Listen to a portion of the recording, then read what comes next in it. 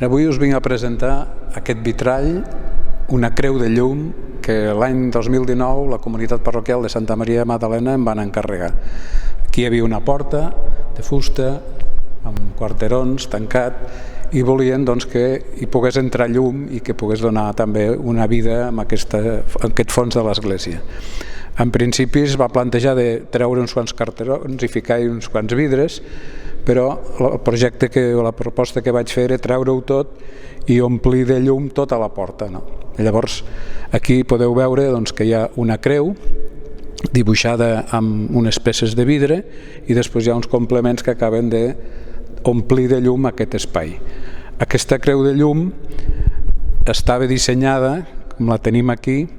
amb uns colors més vius, però la tècnica que vam emprar, això és una tècnica industrial, la vaig descobrir a Manresa, a l'església de Manresa, al baptisteri. Vaig veure uns vitralls que em van agradar molt, vaig buscar l'empresa que ho havia fet i llavors els hi vam encarregar aquesta proposta. Quan vam fer les proves de color, sortien més pujades del que ha sortit aquí al final, però tot i així tenen una calidesa i tenen uns tons més pastels que també tenen el seu encant. La idea és que la llum que ve de fora, aquí tenim al centre el sol, que és el Crist, que representa el qui és la llum per a tots nosaltres, i d'aquí irradia cap amunt i cap avall. La part de dalt seria tota la volta celeste amb tots els estels que complementen aquesta llum solar. En la franja del mig hi ha l'aigua, que és un dels elements també vitals per a la vida, la simbologia de l'aigua en el Nou Testament, des del baptisme, l'aigua que regenera, l'aigua que dona vida. Després venen una franja que són els fruits.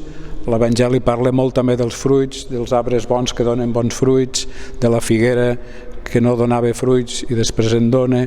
i al mig tenim els fruits per excel·lència, que són el raïm pel vi de l'Eucaristia i les espigues de blat pel pa de l'Eucaristia. A baix hi tenim també tota una simbologia relacionada amb el foc, com un element purificador, el foc de l'esperit que abrusa i purifica, i a baix hi tenim les flors, els elements naturals, que són com un sagrament de la providència de Déu. Hi ha una altra simbologia també de la sal, que també és un dels elements que formen part de l'Evangeli, ser sal i ser llum, i al final, amb mossèn Carles, vam fer aquesta proposta d'aquests 2 quarterons de la vora. Quan venim de fora, hi ha un rètol que ens diu veniu a mi, i quan acabem l'Eucaristia, acabem la celebració de la comunitat, sortim i diu jo us envio. Per tant, aquesta porta té una doble finalitat, una d'acollir quan entrem, també es veu la llum des de la resplendor que hi ha dalt als finestrals, i quan sortim la llum que dona al carrer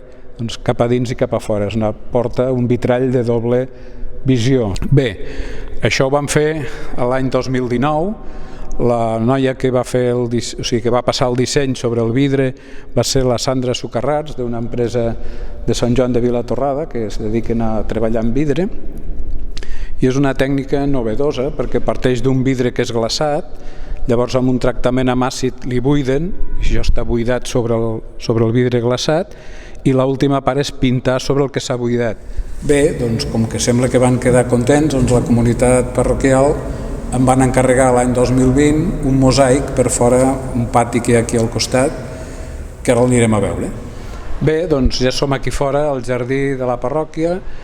Estem davant de la plaça Santa Maria Magdalena, sentireu molt de soroll perquè estem al mig del cor del barri, i aquí en aquest jardí que es va arreglar una sala per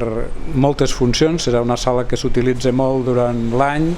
amb infants, amb veïns, amb gent de la parròquia per diferents activitats. Quedava aquest jardinet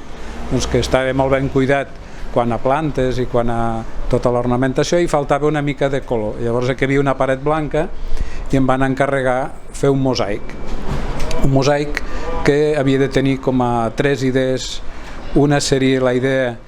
de l'obertura al barri, a les persones del barri. L'altra seria la idea de la natura, amb l'encíclica Laudato Si, en la que el papa Francesc ens convida a tenir cura de la casa comuna i a cuidar tot aquesta germana natura, perquè som part d'amb ella i sense ella no podem viure.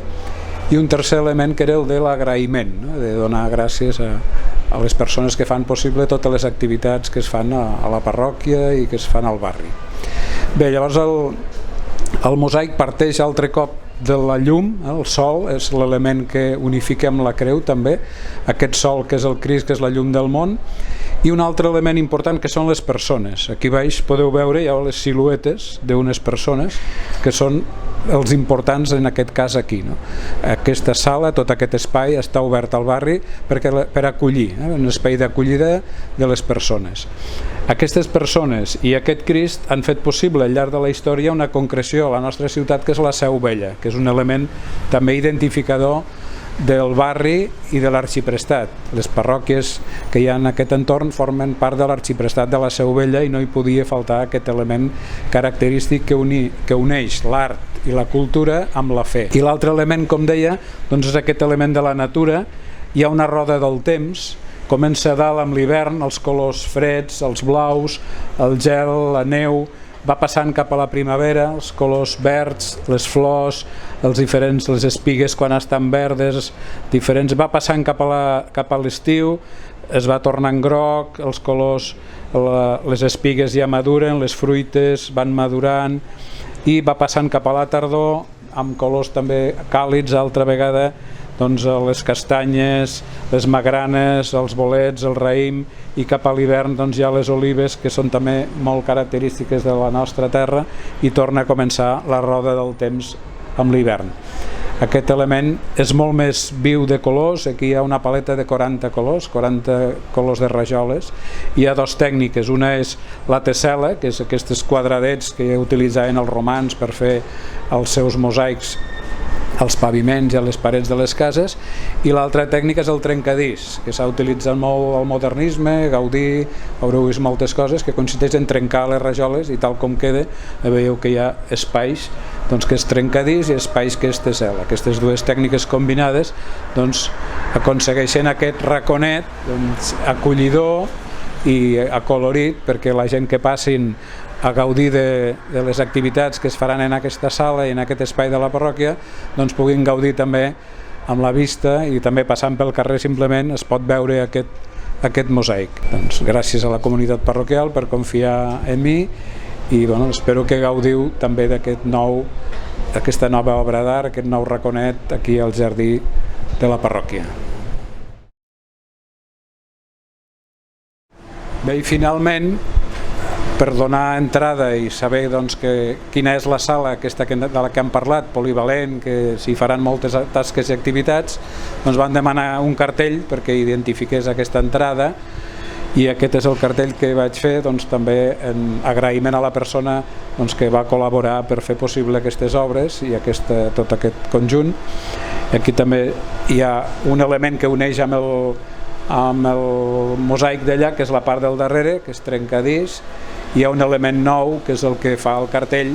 que és un acer especial que es diu Corten, que es rovella però no es fa malbé. Aquí davant tenim la plaça, doncs, i serà un espai de persones que entraran i sortiran